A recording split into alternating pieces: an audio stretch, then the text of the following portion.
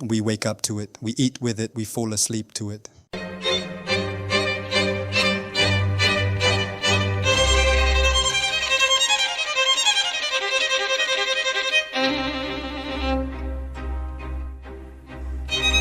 You see, social media isn't just what we use.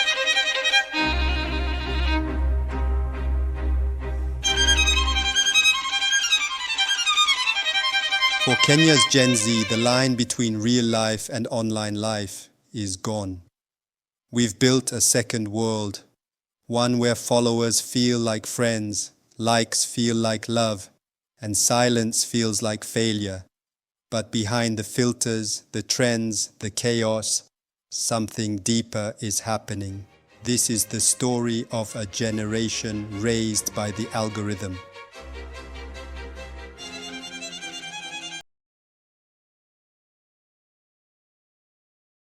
Kenyan Gen Z's social media isn't just an app, it's a lifestyle. From the moment we wake up, we scroll. Before we sleep, we scroll again. Platforms like TikTok, Instagram, X, and YouTube are now classrooms, catwalks, confession booths, and sometimes battlefields.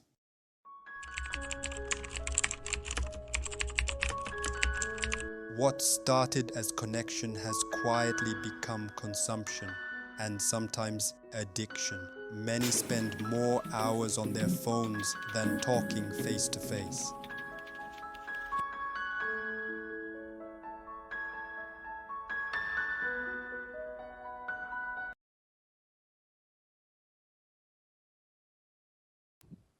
Did you know?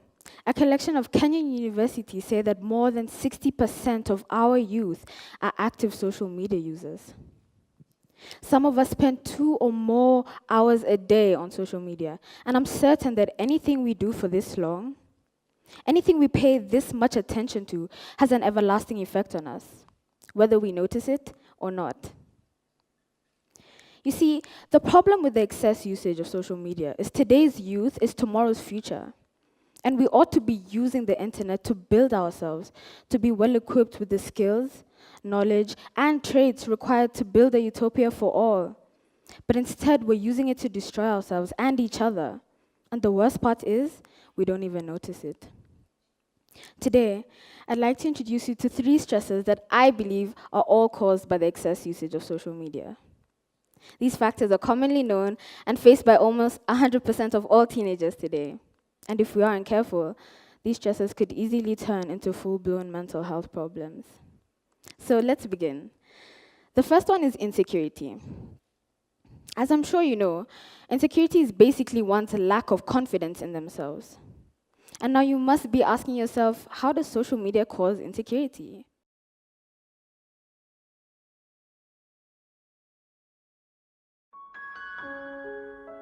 For many, social media is more than self-expression, it's identity. Followers can shape self-worth. A single comment can ruin a day. Filters blur the line between confidence and comparison. Collegiate Mental Health found that the top 3 diagnoses on university campuses are anxiety, depression, and stress. And numerous studies from the US, Canada, the UK, you name it, have linked this high social media use with these high levels of anxiety and depression. But the scary thing is that high social media use is almost everyone I know. It's my friends, it's my family, my colleagues. 90% of 18 to 29-year-olds are on social media. We spend on average 2 hours a day there. We don't even eat for 2 hours a day. 70% of the Canadian population is on social media. Our voter turnout isn't even 70%. Anything we do this often is worthy of critical observation. Anything we spend this much time doing has lasting effects on us. In 2025, Kenyan psychologists found the same. A constant pressure to appear happy, perfect, relevant. They called it the performance of connection. A world where thousands of followers can still leave you feeling unseen.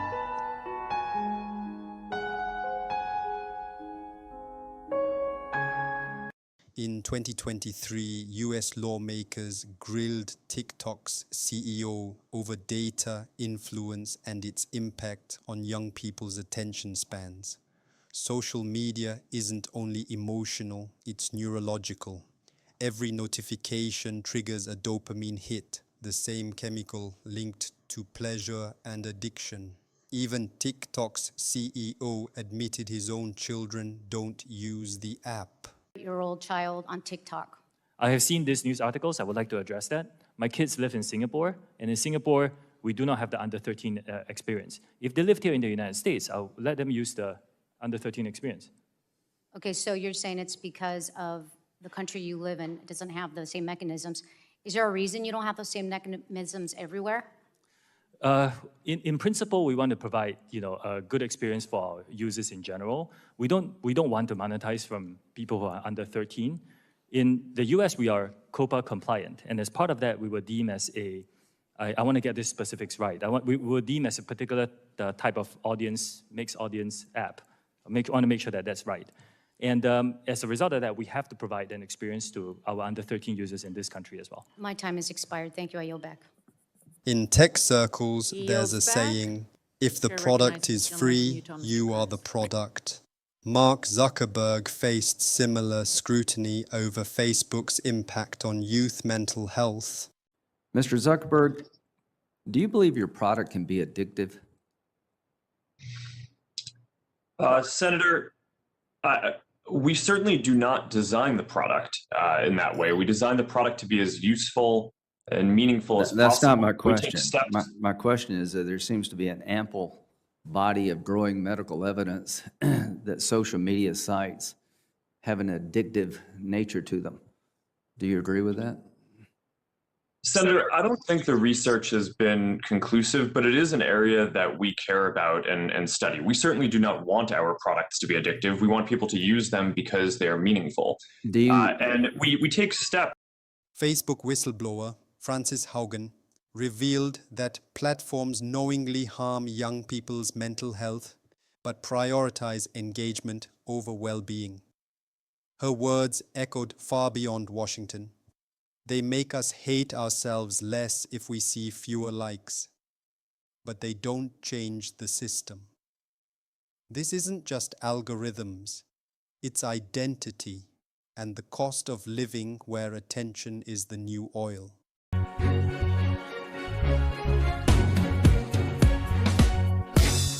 For years, social media was a place to scroll, laugh, and forget. But in 2024, it became something more. What began as online outrage evolved into one of the largest youth-led movements in Kenya. From hashtag Reject Finance Bill to hashtag Occupy Parliament, Gen Z turned timelines into front lines. Information spread faster than TV news could report. Twitter Spaces became open parliaments. Ordinary students became citizen journalists. What once distracted us now mobilized us. The same feeds that drained our time began fueling change. For the first time, the scroll found purpose. The feed fought back. Kenya's Gen Z discovered what happens when connection turns into conviction.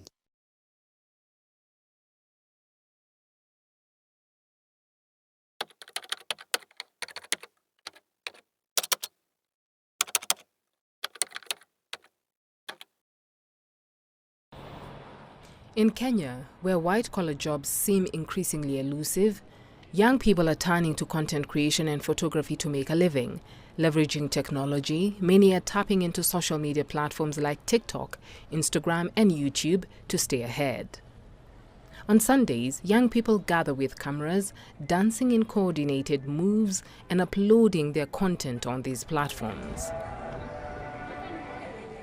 With 35% of Kenya's population aged between 15 to 34, the United Nations estimates that 67% of this demographic is unemployed.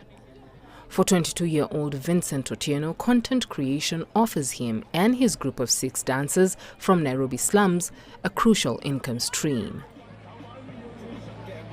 content creation helps us to provide for our bills, and also like we post on Instagram, TikTok, and YouTube, we make around $100 in a month, which is better from nothing. They earn money through tips from fans on TikTok and advertisements on YouTube, as well as performing at parties. On average, each group member makes around $120 per month. 25-year-old fashion model Cecilia Chingboya, also known as Lupita Nyakisumo, on social media, says it's a job like any other. She has over 200,000 followers on TikTok. There are places that you can shoot and there are places that you cannot also shoot.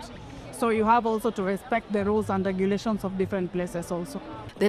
You see, social media is not inherently good nor inherently bad. It's a tool, a stage, a mirror, and sometimes a battlefield. For Kenya's Gen Z, it has been all of these: distraction, pressure, protest, creativity, and opportunity. The choice isn't whether to scroll, it's how we scroll, how we create, how we connect.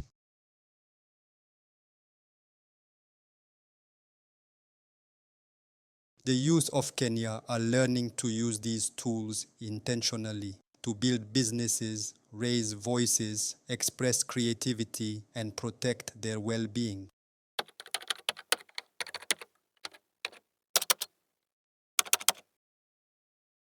The challenge isn't to disconnect, it's to reconnect intentionally, to use the feed not just to scroll, but to create, share, and grow.